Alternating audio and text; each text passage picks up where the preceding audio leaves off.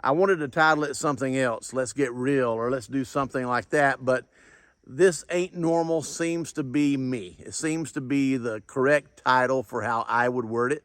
And the reason I'm going to go in that direction is you'll see with all the different things I'm going to share. Now, I'm here next to one of our gardens. This is our winter harvest garden. We planted it later on this year, but it's all organic. There's no chemicals in our ground anywhere here on the farm. But one of the things that we've been bombarded with, and I've been a voice for years, is the story of harmful ingredients that are in so many of our foods and our products, the processed foods that are in the stores. But it starts right here in the gardens. And the commercial gardens are some of the worst that you can imagine. But let's go backwards just a little bit here. And let's detail some things for just a moment, because it just ain't normal, folks. It's just not. And the reason it isn't is because we are not meant to partake or intake chemicals day in and day out.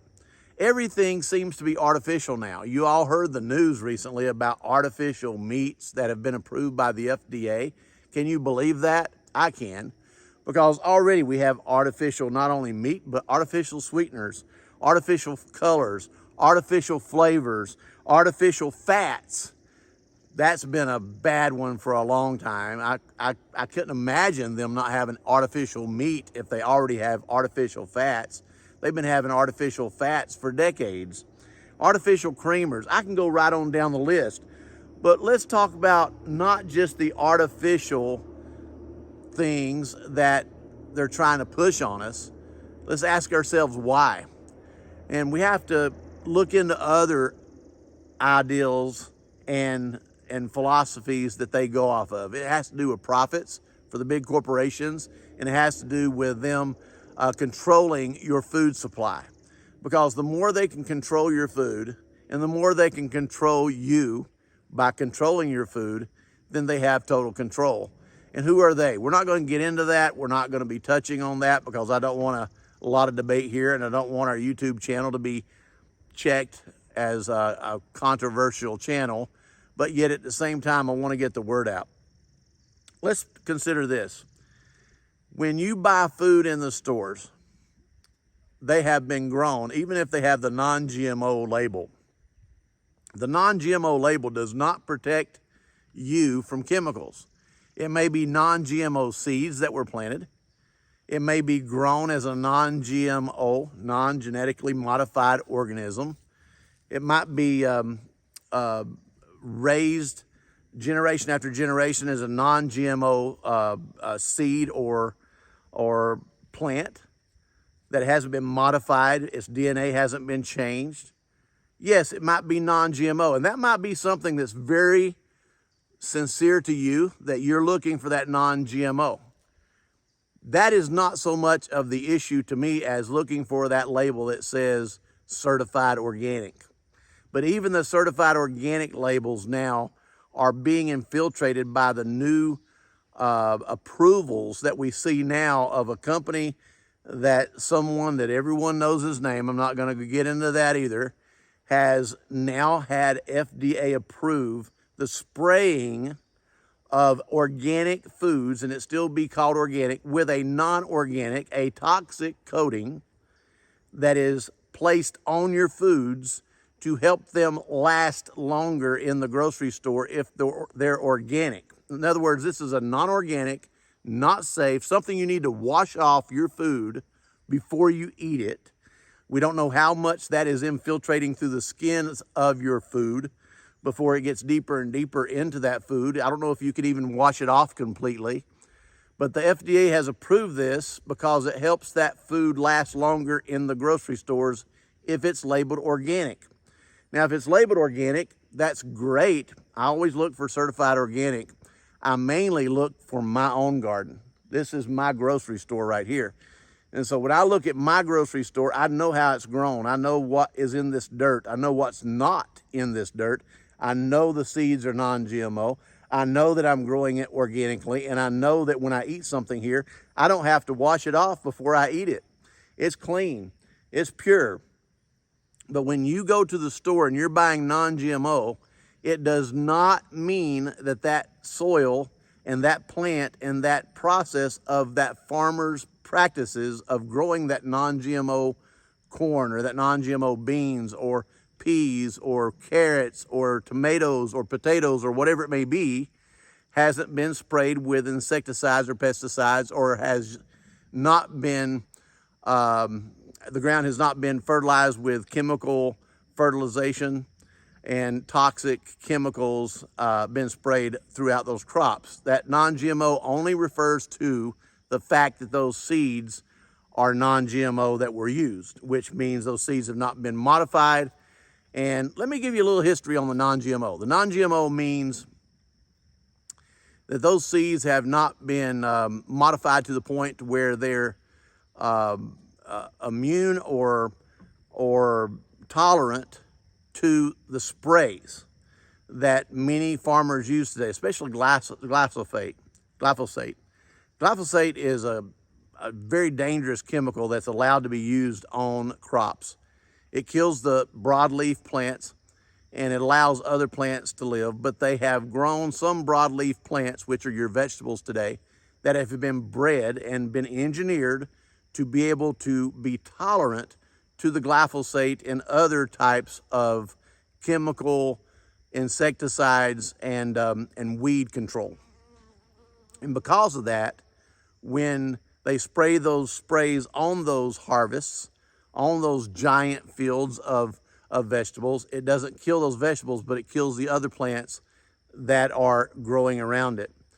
Now, saying all that, if that seed is non-GMO, it doesn't mean that if you're growing a non-GMO seed in organic soil that it's going to hurt you. That's not what it means. Non-GMO is good to go with. Absolutely, it means it's not been modified. GMO means genetically modified organisms. If you have a seed that has been modified, and let's face it, most of your plants today, tomatoes, beans, corn, whatever it may be, most of it is GMO to a certain point if we want to get technical about it.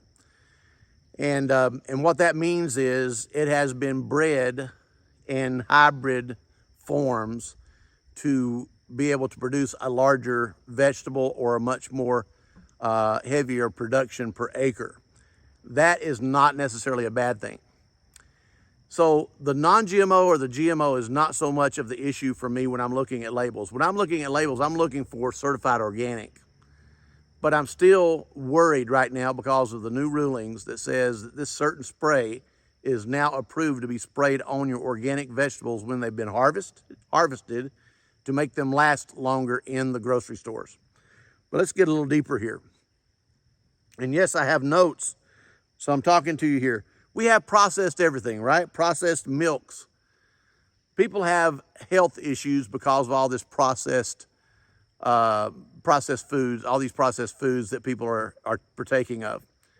Processed milk is a good example. It went from being homogenized and pasteurized and what have you. I do not drink homogenized milk, no more than I have to. I don't want to do that. I like to have that milk that I shake up and the cream gets mixed in with the rest of the milk. You can always tell when you're buying it, if it's homogenized or not, because it will say shake well. If it's not homogenized, it usually says on the label, not homogenized. Pasteurized is a different thing. I'm okay if it's pasteurized, but I'd rather have raw milk, not pasteurized and not homogenized. But I'm okay if it's pasteurized, but I do not want homogenized. Also, if you know a local grower, I'm just telling you hints here that will help you with certain things that you may have trouble with. People are having lactose intolerant scenarios in their health issues because of not necessarily milk, but because of the kind of milk that they have become used to. Because most milk that is purchased today is pasteurized and homogenized. Pasteurized meaning heated up to kill any certain bacteria. Some of those bacteria, by the way, are good for you. We know this. We know that certain enzymes are good for you. And if they're killed, you do not get the gut health that you need. That's why people eat yogurt, real yogurt. That's why people eat things that are cultured and things that are fermented is so that they can get those cultures and those enzymes in their digestive tracts and have a healthier gut. And the reason that people have lactose intolerant situations many times is because they're partaking of milk that has been homogenized and pasteurized. You can Google it, research it, do your own research on it. Another thing too is every cow is different. And you want to look, if you have the opportunity of areas around you where you live, find a local farmer that has an A2A2 cow. If they have an A2A2 cow that you can buy milk and butter from, you'll be amazed at how much of a difference that will do if you have lactose intolerance and other issues when you drink and partake of milk, if it's from an A2A2 cow instead of an A1A2 or A1A1. I won't get into the depth of that, but if you're drinking milk from an A2A2 cow, it is documented, it's out there. Yes, people are having much better experiences with an A2A2 raw milk from a cow. And you also have options of goat's milk as well. Now, another thing to go into here is, since we brought up fermentation, let's talk about bread.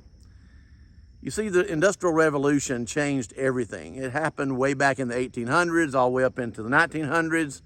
There's a lot of changes that went on. People have been eating bread for thousands of years. It's not new. So why all of a sudden are we hearing about people being gluten intolerant? They're intolerant to gluten. They're having issues with gluten.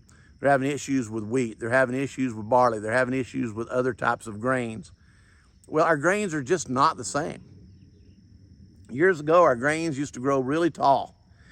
And you can see this in Matthew, the 3rd chapter, the 12th verse, where it talks about separating the wheat from the chaff. This goes back thousands of years, where we talk about the Egyptians and Joseph, and how Joseph is instructing them about the drought and how to store wheat up for a period of years, to store that wheat so that the people won't starve. So what was the difference between wheat then, where people could survive from it, and the wheat now that people are utilizing? And why is it giving people so many problems with their health? Because let's face it, if you won't have a check mark next to something that's causing people a lot of health issues, it's wheat. It could be inflammation, it could be other issues, but health with wheat is like almost an oxymoron. It doesn't work together, right? But it doesn't have to be that way. You've noticed a lot of people that have been doing a lot with sourdough breads and what have you, and that's a fermentation process. And that doesn't seem to hurt people as much or at all as just eating regular products that are made with wheat. Why is that? Well, now think about the way that they used to harvest wheat. When we talk about Matthew 3 and 12, separating the wheat from the chaff, it was a laborious process of actually harvesting wheat. First of all, imagine growing wheat when you didn't have mechanical anything. You didn't have tractors to plow. You didn't have, just to be able to clear a field and to be able to irrigate that field and to make sure that that field grows good barley or wheat or rye or other types of grain, millet. There's a lot of different recipes, even in the Bible, of how to mix certain grains to make some very healthy bread. Well, what did they do different? If you think about it, they would take a scythe, which is a long sickle, a long blade, and they would cut these real tall wheat stems that had a little bit of wheat at the top, long, tall stalks, and then they would gather them together and they would tie them together and they would leave them in stacks around the field. And the wheat would be at the top and the wheat would dry out. And that wheat, as it dried out, of course, the morning dew would come. I heard Joel Salatin talking about this just a few days ago. The wheat would absorb the dew in the morning and it would semi-ferment while it was trying to dry out. So most of the wheat that was used back then went through a little bit of a fermentation process because of the drying was done differently. Today, As they process wheat, it is shorter. It's been bred not to be tall, but short, so it's mostly wheat, less stalk. And it's dried immediately after it has been harvested with a combine.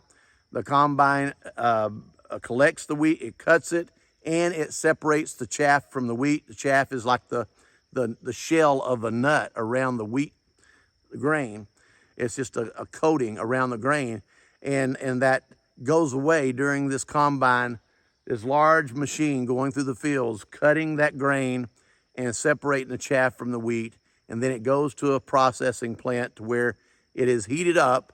Hot air is blown through it so it doesn't have a chance to ferment, and it keeps it dry so it doesn't allow it to mold, doesn't allow it to do anything like that, does not allow it to ferment, and it goes immediately into drying. Now, because of that, that speeded up the process. And we've seen these occurrences take place in the late 1800s through 1920, 1930, 1940, as more and more machinery, all the way from the reaper, which was the ability to cut the wheat mechanically with horse-drawn machines, all the way to the point where we had combines that would cut it and separate the chaff from the wheat and have it prepared to go straight into the warehouses where they would use natural gas and other sources to blow hot air into the wheat, dry it out quickly, and that's where the Industrial Revolution changed everything and caused everybody to have cheap loaves of bread done very quickly with instant dry yeast. We know all this.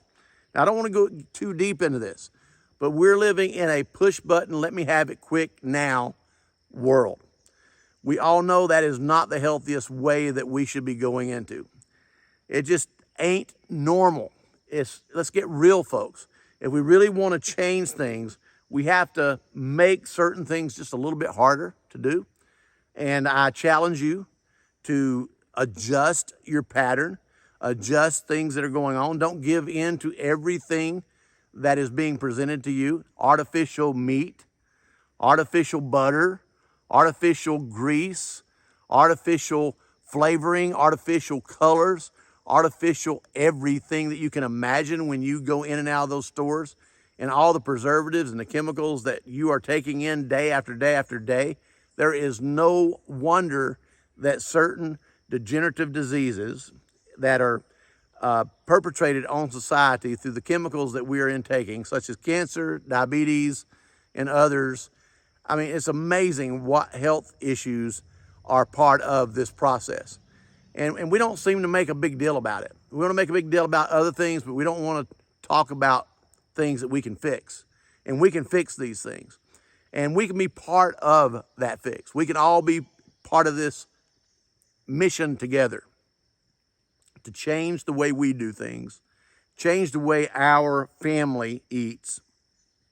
You can do the same thing with your family. You can make those challenges be a part of your normal routine. And you will not only save your generation, but you will start programming the future generations to think the same way and save them as well from a lot of health issues. And I wrote this down, and I think that it makes sense. Artificial does not mean health. Natural means health. The natural way. There's nothing natural about killing weeds with chemicals. There's nothing natural about killing insects with chemicals. There's nothing natural about fertilizing your plants with chemicals.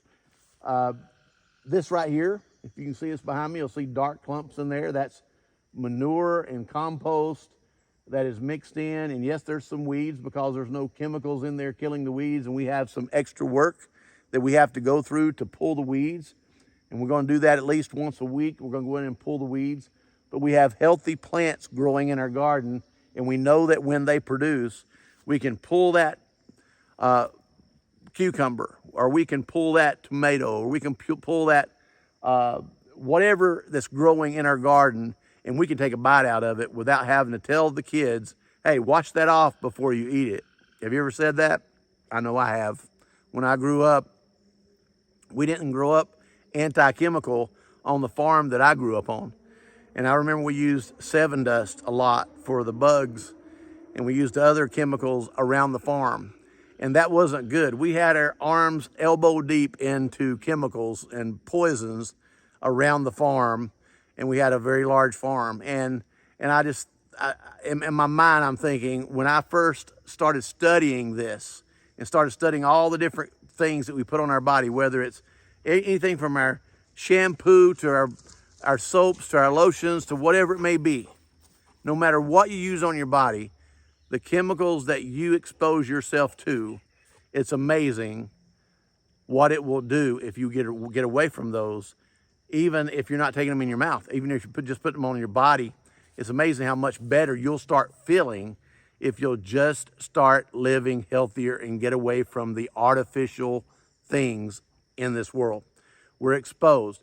Everyone wants to talk about emissions. Everyone wants to talk about exhaust. That is just one small thing compared to everything that you're exposed to. You're exposed to more things in your grocery store than you are on the street with all the exhaust that you're breathing in. Think about that. Absolutely. Anyway, thank you for joining me here at the Welch Family Homestead. This was on my heart today. I just had to talk a minute. I haven't done a video here for a week, I guess, and we're going to start doing videos on a more common, frequent basis. We'll put more attention on our videos. I'll be doing another video talking about that and why we're going to be doing that and the changes that have just taken place and why those changes are taking place and why that we want to do more here on YouTube with Welch Family Homestead and to take it to a different level of informing people about their health and how to do things around the farm and be more sustainable and be more independent so we don't have to depend on the government for everything, right? Anyway, God bless you. May God be with you. May you prosper and be in good health, even as your soul prospers. This is Jeff Welch here at Welch Family Homestead. Thank you for visiting us, and please subscribe to our channel.